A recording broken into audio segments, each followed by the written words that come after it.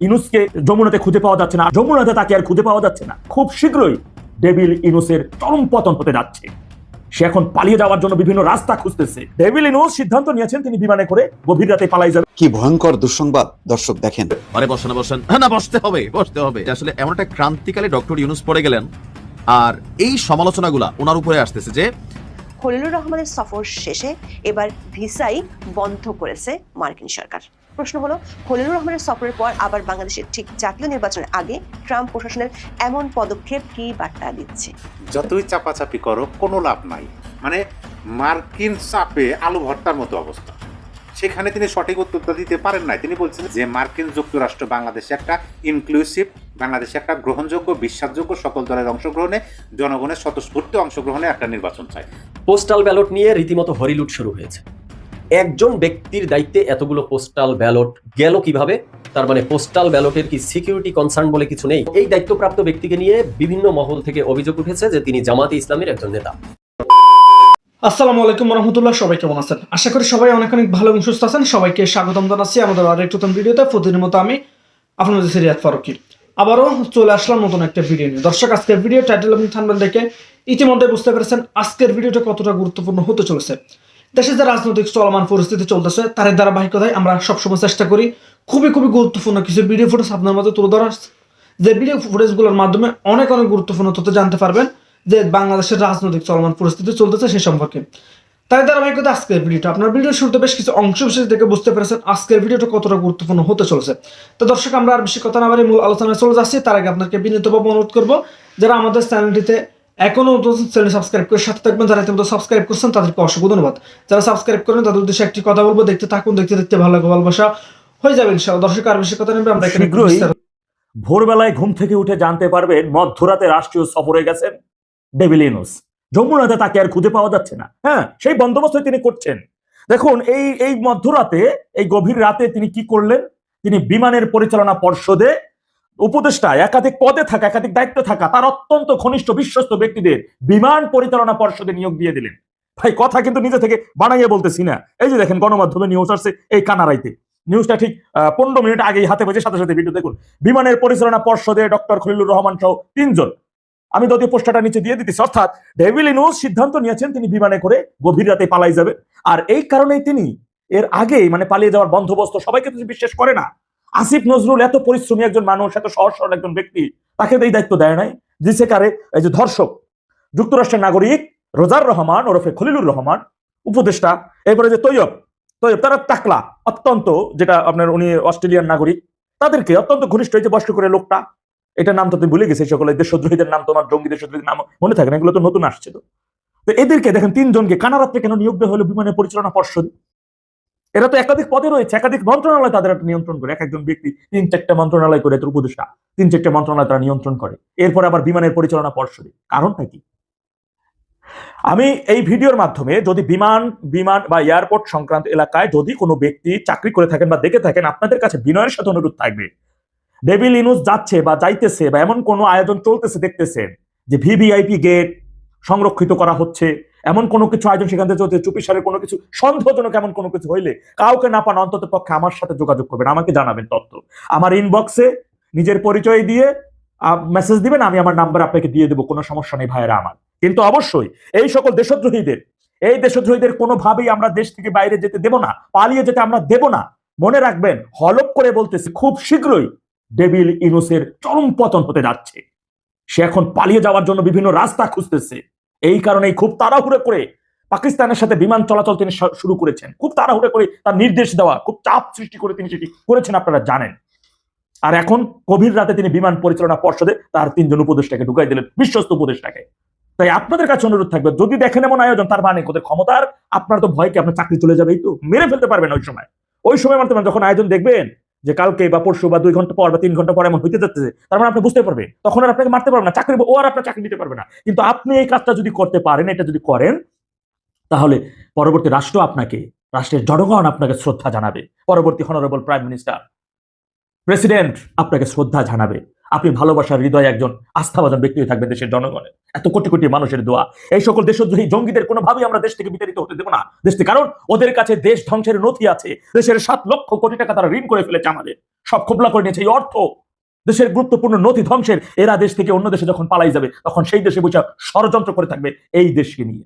জানেন ইরানের একজন ওই যে কি আছে সাবেক রাজার ছেলে নাকি রাজপুত্র বলা হয়, সে বিদেশে বসে অন্য দেশে বসে ইরান সম্পর্কে সে ষড়যন্ত্র করতেছে, উস্কে দিচ্ছে। এইগুলো তাই করবে, সেই ষড়যন্ত্র করবে। সুতরাং আমরা তাদের কিভাবে যেতে দিতে পারি না, তাদেরকে আটকাতে হবে।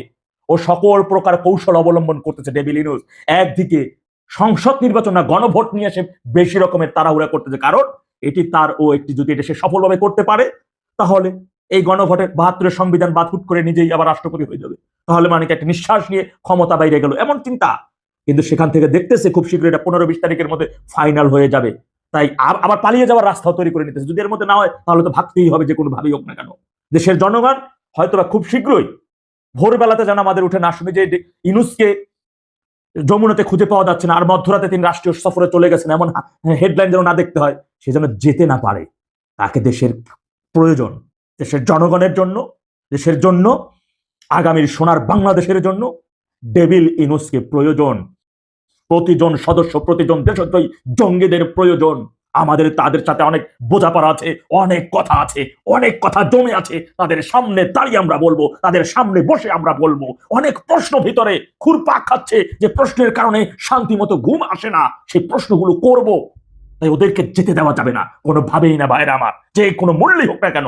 আর এই জন্য বিমানের যারা রয়েছেন এয়ারপোর্ট এলাকায় যারা কর্মরত রয়েছেন, আপনাদের উদরদর্শিতা, দেশপ্রেম মনে রাখবেন। পবিত্র কোরআন ছুঁয়ে শপথ বাক্য পাঠ করে পবিত্র ইউনিফর্ম পরে ওখানে গণপ্রজাতন্ত্রের কাজ করছেন, জনগণের চাকরি করছেন।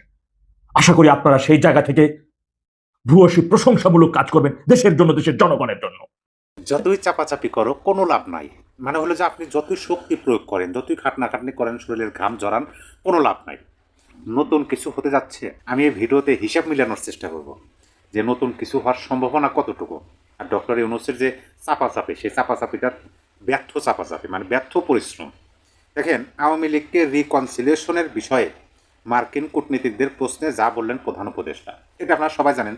কিন্তু আমরা যদি হিসাব মিলাইতে যাই তাহলে আমাদের একদিন আগে থেকে হিসাবটা মিলাইতে হবে। কারণ এটা হচ্ছে গতকালকে 14 জানুয়ারি মার্কিন প্রতিনিধিরা ডক্টর ইউনূসের সাথে বসছিলেন, আওয়ামী লীগ বিষয়ে কথা বলছেন, নির্বাচন বিষয়ে কথা বলছেন, আওয়ামী লীগের ফিরে আসা, রিকনসিলিয়েশন মানে পুনর্মিলন, মানে পুনরায় একত্রিত হওয়া, এ বিষয়ে কথা বলছেন। এখন তার আগের দিন 13 জানুয়ারি যে ঘটনাটা ঘটছে, আমরা ইতিমধ্যেই জানি যে নতুন মার্কিন রাষ্ট্রদূত ঢাকায় এসেছেন, তিনি শপথ গ্রহণ করছেন।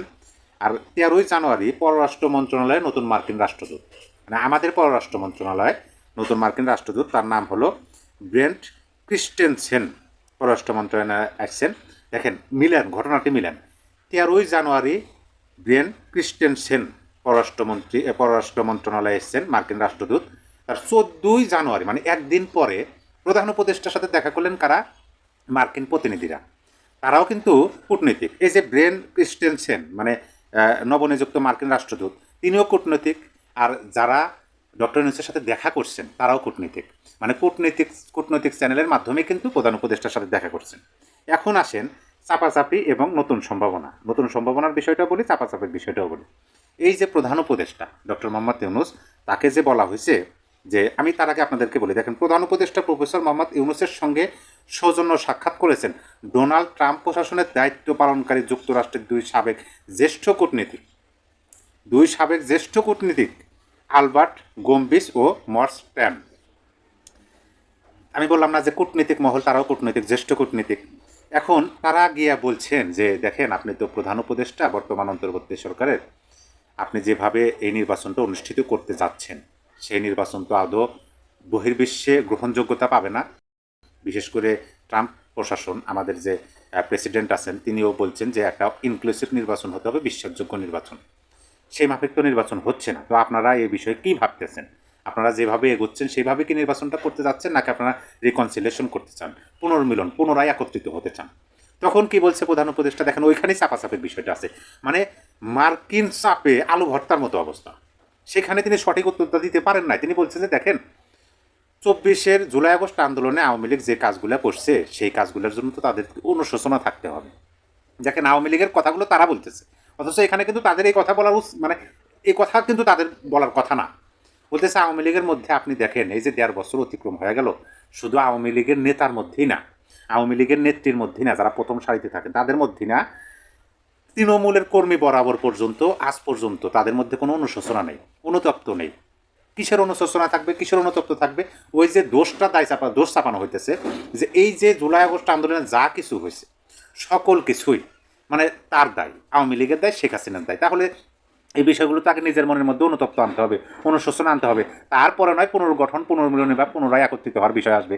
এই উত্তরটা তিনি দিলেন, কিন্তু এইখানে উত্তরটা অন্যভাবেও তিনি দিতে পারতেন। এইটা হচ্ছে সাইরা দেমা কাঞ্জাবাসী, কারণ তিনি পারতেছেন না। তার কথার মধ্যে আপনি স্পষ্টভাবে বুঝতে পারবেন সেখানে তার বিনয় আছে, সুরটা নরম হয়েছে এবং তিনি এটা স্পষ্টভাবে বলতে পারতেছেন না, কিন্তু তার কথার মাঝে ফুটে উঠছে যে তিনি পারতেছেন না। তিনিও চাচ্ছেন যে আওয়ামী লীগ সহ একটা নির্বাচন হোক, কারণ আওয়ামী লীগ ছাড়া যদি নির্বাচন হয় ইতিহাসে কোন পাতায় তার নাম উঠবে এটা তিনিও বুঝতেছেন। এই বাংলাদেশে আওয়ামী লীগ বিহীন নির্বাচন যারা করবে তাদের ইতিহাসে কোথায় স্থান হবে আপনি বুঝতে পারেন না, ডক্টর ইউনূস ঠিকই বুঝতেছেন, কিন্তু তিনি পারতেছেন না। কিসের জন্য? একটা মহল আছে, যে মহলটা ব্যাপকভাবে এখন উজ্জীবিত আছে, তারা ব্যাপকভাবে ডক্টর ইউনূস সরকারকে প্রভাবিত করতে পারতেছে এবং তারা এমনভাবে কথা বলে যে এই সরকার তারাই নিয়োগ করছে, তারাই স্টেক হোল্ডার, তারাই সব কিছু, তাদের বিরুদ্ধে যদি কিছু করা হয় তাদের গাদ্দারি করা হবে, এরকম একটা দৌড়টানায় পড়ে গেছে, যার কারণে তিনি নরম সুরে ওই কথাগুলো বললেন। এখন এই কথাগুলো তারা দেখেন এখন পর্যন্ত, আমি যে সময় ভিডিও করতেছি সেই রাজাকার মহলে এখন পর্যন্ত উত্তপ্ত হতে আমরা দেখিনি, তবে সম্ভাবনা নাই মনে হয়, কারণ তারাও সেরকমই চায়, কারণ ওই যে নিজেদের দোষ ঢাকার জন্য অন্যের উপর দোষ চাপিয়ে তাদের দিয়ে ক্ষমা চাইয়ে নিজেদের দোষটা ঢাকতে চায়, কিন্তু সেটা কি কোনোভাবে সম্ভব না। আমি আপনাকে বলি, দেখেন আওয়ামী লীগের প্রতিটা নেতা কর্মী, সমর্থক এবং নেতৃত্ব প্রদানকারী নেতা, তাদের প্রত্যেকের বক্তব্য শুনবেন একই সুর, একই কথা, একই টিউন, যে এই যে হয়েছে এই সকল কিছু ডক্টর ইউনূস নিজের মুখে স্বীকার করছে, ম্যাটিকুলাস ডিজাইন, তার মাস্টার মাইন্ডও স্বীকার করছে। তাহলে তারা যদি ম্যাটিকুলাস ডিজাইনের মাধ্যমে সকল কিছু করে থাকেন এবং তার প্রমাণও তারা করছেন, কিভাবে প্রমাণ করছেন? জুলাই আগস্ট আন্দোলনে যা কিছু হয়েছে সকল কিছু ইন্ডিমনিটির দায় মুক্তি দিচ্ছেন, শুধু বিচার হবে আওয়ামী লীগের আর পুলিশ বাহিনীর, আর কারো বিচার হবে না। পুলিশকে মারছে তাদের বিচার হবে না, ওই ভবনকে বিনষ্ট করছে তাদের বিচার হবে না, বিচার হবে আওয়ামী লীগের, বিচার হবে পুলিশ বাহিনী। পুলিশ কারা? আওয়ামী লীগের কথা মতো গুলি চালাচ্ছে। হ্যাঁ, এইটা তারা আগেই প্রমাণ করছে যে সকল কিছু ম্যাটিকুলাস ডিজাইনের মাধ্যমে হয়েছে। এখন ম্যাটিকুলাস ডিজাইনের মাধ্যমে যদি তোমরা করে থাকো তাহলে দোষ কেন আমাদের উপর চাপ? আর এই দোষকে আমরা মেনে নেব? অসম্ভব, কোনোভাবেই সম্ভব না। আপনি দেখেন তো প্রতিটা আওয়ামী লীগের নেতাকর্মীর বক্তব্য ঠিক এই বক্তব্যই তারা দেন, মানে এটা সম্ভব না। এখন এইটা এইভাবে বলে তারা মানে কোনো রকম তারাও চাচ্ছে। দেখুন অপর পাশে আমি আপনাদেরকে আর একটা কথা বলি, আমি ওই ভিডিওতে বলছি যে লণ্ঠিত অস্ত্র উদ্ধার না হওয়া পর্যন্ত জাতীয় নির্বাচন স্থগিত চেয়ে রিট, মানে যে অস্ত্রগুলো হয়েছে এই বিষয়ে একটা ভিডিও দিচ্ছি। সকল কিছুর দিকে আপনি একটু তাকান, নতুন কিছু হওয়ার সম্ভাবনা, নতুন কিছু হতে যাচ্ছে এরকমই আমার কাছে মনে হয়। এই সরকার অর্থাৎ আওয়ামী লীগ সরকার যখন ক্ষমতাচ্যুত হলো, মানে এই সরকারকে কারা আনছে এটা আমরা জানি। জো বাইডেন প্রশাসন, তখন রাষ্ট্রদূত কে ছিল? মার্কিন রাষ্ট্রদূত পিটার হাস। তারপরে আগমন ঘটলো 5ই আগস্টের আগ মুহূর্তে আগমন ঘটলো কার? এই বাংলাদেশে ডোনাল্ড লো। এখন ডোনাল্ড লো দেখি ভারতের সাথে মিটিং করে, পিটার হাস আইসেন ও গেট আউট হয়ে গেছে। নতুন যিনি আইসেন তিনি তো আওয়ামী লীগের শাসনামলের তখন রাষ্ট্রদূত হিসাবে দায়িত্ব পালন করে গেছেন। তখন তো তিনি দেখছেন যে বাংলাদেশের পরিবেশ পরিস্থিতি কী, আর তিনি যে এখন আসছেন এখনও তার একটা এজেন্ডা আছে। কি এজেন্ডা আছে? মার্কিনীদের এজেন্ডা হলো সবার আগে নিজের স্বার্থ, তারা নিজের স্বার্থটা আগে দেখে। এখন এসে দেখতেছে যে ডক্টর ইউনূস সরকার চীনের সাথে ড্রোন চুক্তি করতেছে, তাও আবার 2-1 টাকা না, 600-650 কোটি টাকার চুক্তি করতেছে। এইটা তো তারা মেনে নিতে পারবে না। কেরে বেটা বসালাম তোমারে আমরা, আর তুমি আমাদের শত্রু চীনের সাথে গিয়ে হাত মেলাও, অসম্ভব। দেখেন নিজেদের স্বার্থ তারা দেখবে। এবং পাশাপাশি এই যে সারা বিশ্বব্যাপী একটা ঘুষ নাম হয়ে গেছে, একটা যে বদনাম হয়েছে যে মার্কিন যুক্তরাষ্ট্র বাংলাদেশের ক্ষমতা পরিবর্তন ঘটাইছে নিজেদের অর্থ ব্যয় করে, এবং সেই ক্ষমতা পরিবর্তন ঘটায় দেশটাকে দেখে একেবারে জাহান্নাম বানিয়ে দিচ্ছে। এই কথাটা মনে রাখেন। মার্কিন নতুন রাষ্ট্রদূত, তার নামটা যদি আবার একটু আমি বলি, মার্কিন নতুন রাষ্ট্রদূত ব্রেন্ট ক্রিস্টেনসেন, তিনি যে আসছেন অবশ্যই তিনি বাংলাদেশে, আমরা জানি যে মার্কিনীরা বাংলাদেশে একটা কি বলে বলয় তৈরি করে, তাদের একটা আধিপত্য তাদের বিস্তার করার চেষ্টা করে, সেটা শুরু হয়ে গেছে। তবে এইটা স্পষ্ট কথা যে মার্কিন যুক্তরাষ্ট্র বাংলাদেশে একটা ইনক্লুসিভ, বাংলাদেশে একটা গ্রহণযোগ্য, বিশ্বাসযোগ্য, সকল দলের অংশগ্রহণে, জনগণের স্বতঃস্ফূর্ত অংশগ্রহণে একটা নির্বাচন। দর্শক, একদিন আগেই আমেরিকার নতুন রাষ্ট্রদূত ক্রিস্টেনসন তিনি বাংলাদেশে এসেছেন, বাংলাদেশে পররাষ্ট্র সচিবের সঙ্গে দেখা করেছেন। আজকে তার মহামান্য রাষ্ট্রপতির সঙ্গে দেখা করে তার পরিচয়পত্র পেশ করার কথা। এই ঘটনাগুলো যখন জানি তখন একদিনের মধ্যে, তার আসার একদিনের মধ্যেই আমেরিকা থেকে এক আদেশ জারি হয়েছে। সেই আদেশে দেখা যাচ্ছে যে বেশ কিছু দেশের নাগরিকদের জন্য আমেরিকার ভিসা বন্ধ করে দেওয়া হয়েছে, তার মধ্যে বাংলাদেশও অন্যতম। অর্থাৎ বাংলাদেশের কেউ আমেরিকার ভিসা এখন যদি চাই তাহলে পাবেন না, আমেরিকায় যাওয়ার আর উপায় নেই বাংলাদেশের। তবে সেটাকে বলা হচ্ছে আপাতত হোক, একদিনের জন্য হোক, 1 ঘন্টার জন্য হোক, যে কয়েকটা দেশের ভিসা বন্ধ করে দেওয়া হয়েছে তার মধ্যে বাংলাদেশের নাম কেন গেল? তার মানে যে এত কূটনৈতিক কর্মকাণ্ড করা হচ্ছে, আমাদের ডক্টর খলিল তিনি বারবার ছুটে যাচ্ছেন আমেরিকাতে এবং আশাবাদ ব্যক্ত করা হচ্ছে, নানা রকমের আশাবাদ। এমনকি আমরা দেখেছি যে গাজাতে মার্কিন বাহিনীর সঙ্গে বাংলাদেশের বাহিনী যুক্ত হয়ে সেখানে কাজ করবে, সেরকম একটা ব্যাপারেও বাংলাদেশ রাজি হয়েছে।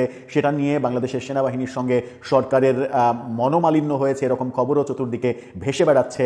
সেরকম একটা পর্যায়ে কেন আমেরিকা যে দেশগুলোর ভিসা স্থগিত করে দিল সেই দেশগুলোর মধ্যে বাংলাদেশকে রাখলো?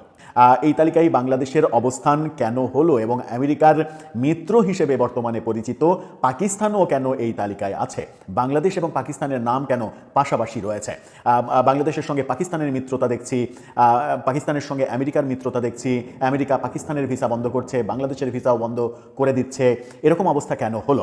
ইন্ডিপেন্ডেন্ট টেলিভিশনের শিরোনামটা দেখুন, সেখানে বলা হচ্ছে আগামী সপ্তাহ থেকেই বাংলাদেশ, পাকিস্তান সহ 75 দেশের জন্য মার্কিন ভিসা স্থগিত। সেখানে বলা হচ্ছে যে যুক্তরাষ্ট্র সরকার 75টি দেশের জন্য সব ধরনের ইমিগ্রেন্ট ভিসা প্রসেসিং স্থগিত করে দিয়েছে। এর মধ্যে বাংলাদেশ, পাকিস্তান সহ আফগানিস্তান রয়েছে, কুয়েত রয়েছে, সোমালিয়া রয়েছে, Iran, Russia, Thailand, Nigeria, Yemen, Iraq, Brazil, আরও অনেক দেশ রয়েছে। তবে সেই তালিকায় ভারতের নাম নেই।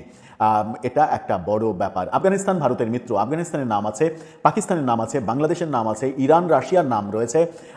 এই ব্যাপারগুলো মেলানো খুব মুশকিল। তার মানে আমাদের কূটনৈতিক সম্পর্ক ভারতের সঙ্গে খারাপ, আমেরিকার সঙ্গেও যে খারাপ, এটা এখন একেবারে পরিষ্কার প্রতীয়মান হচ্ছে যখন কিনা আমেরিকার নতুন রাষ্ট্রদূত ক্রিস্টেনসন বাংলাদেশে অবস্থান করছেন এবং তার এই অবস্থানকে কেন্দ্র করে নানা রকমের কথা শোনা যাচ্ছে। গতকালকেই মার্কিন 2 কূটনীতিবিদের সঙ্গে আমাদের প্রধান উপদেষ্টা মিটিং করেছেন, সেখানে মার্কিন পক্ষ থেকে বলা হয়েছে, আওয়ামী লীগ ইস্যুতে কথা বলা হয়েছে। নতুন করে মার্কিন কর্তৃপক্ষ আওয়ামী লীগ ইস্যুতে যখন কথা বলছে, সেদিনই রাতে খবর আসছে যে বাংলাদেশের ভিসা বন্ধ আমেরিকাতে। ফক্স নিউজ এই তথ্যটা নিশ্চিত করেছে। ফক্স নিউজ বলছে আগামী 21 জানুয়ারি থেকে এই স্থগিত কার্যক্রম শুরু হবে এবং পুনঃমূল্যায়ন না হওয়া পর্যন্ত অনির্দিষ্টকাল ধরে এই স্থগিতের ব্যাপারটা চলবে। যুক্তরাষ্ট্রের স্টেট ডিপার্টমেন্ট কনসুলার অফিসারদের নির্দেশ দিয়েছে তারা পাবলিক চার্জ আইনের অধীনে ভিসা আবেদনকারীদেরকে সমালোচনার ভিত্তিতে বাতিল করতে পারবেন। বিশেষজ্ঞরা বলছেন এই সিদ্ধান্ত আন্তর্জাতিক ভ্রমণ, শিক্ষা ও ব্যবসায়িক বিনিময়ের উপরে বড় প্রভাব ফেলবে। বাংলাদেশ ও পাকিস্তান থেকে বহু মানুষ মার্কিন ভিসা নিয়ে পড়াশোনা, চিকিৎসা ও বাণিজ্যিক কাজে যান। এখন তাদের যাত্রা স্থগিত হবে এবং আবেদনকারীদের নতুন নিয়ম অনুযায়ী যাচাই বাছাইয়ের মুখোমুখি হতে হবে। এবং গণমাধ্যমেও বাংলাদেশের নাম, পাকিস্তানের নাম পাশাপাশি আলোচনা করা হচ্ছে। যখন কিনা আমরা জানতাম যে ভারতের সঙ্গে আমেরিকার সম্পর্ক খুব একটা ভালো যাচ্ছে না, সেই ভারতকেই আমেরিকা এবার আস্থায় এনেছে। এই তালিকায় ভারতের নাম নেই। এবং সম্প্রতি ভারতেও নতুন রাষ্ট্রদূত এসেছেন দায়িত্বে বাংলাদেশের মতো, এবং তিনি সমস্ত ধরনের যে ট্র্যাডিশন, সেই ট্র্যাডিশন ভেঙে মহামান্য রাষ্ট্রপতির সঙ্গে দেখা করে পরিচয়পত্র পেশ করার আগেই ভারত মার্কিন সম্পর্কে মন্তব্য করে বসেছেন এবং তিনি বলেছেন আমেরিকার কাছে সব থেকে বড় বন্ধুর নাম হচ্ছে ভারত। এই ঘটনাগুলো আমাদের উপমহাদেশের রাজনীতি অনেকভাবে সেই রাজনীতিতে প্রভাব ফেলতে পারে বলে অনেকে মনে করছেন। এবং সাম্প্রতিককালে ইরানে যে ঘটনাগুলো ঘটছে, সেই ঘটনাগুলোর প্রেক্ষাপটে ইরান, রাশিয়ার সাথে বাংলাদেশ এবং পাকিস্তানকে জুড়ে দেওয়া, পাকিস্তানের সঙ্গে আমেরিকার সম্পর্ক, বন্ধুত্ব, এগুলোতে আবার ফাটল ধরল কিনা, ভারতের সঙ্গে নতুন বন্ধুত্বের কৌশলে, সেটা এখন একটা বড় ব্যাপার। দর্শক, তাহলে আমাদের সরকার কি করছে? আমাদের সরকার এত যে স্বপ্ন দেখালো, সেই স্বপ্নের মধ্যে মার্কিনীদের নিয়েও একটা বড় স্বপ্ন রয়েছে। তো প্রিয় দর্শকের বিষয় নিয়ে আপনার মূল্যবান মতামত অবশ্যই কমেন্ট করে জানাতে বলবেন না। ধন্যবাদ সবাইকে। ভালো থাকুন, সুস্থ থাকুন, আমাদের চ্যানেলের সাথে থাকুন সাবস্ক্রাইব করে। এতক্ষণ সাথে থাকার জন্য সবাইকে অসংখ্য ধন্যবাদ। দেখা মনে কোনো ভিডিওতে, ততক্ষণ আমাদের চ্যানেলের সাথে থাকুন।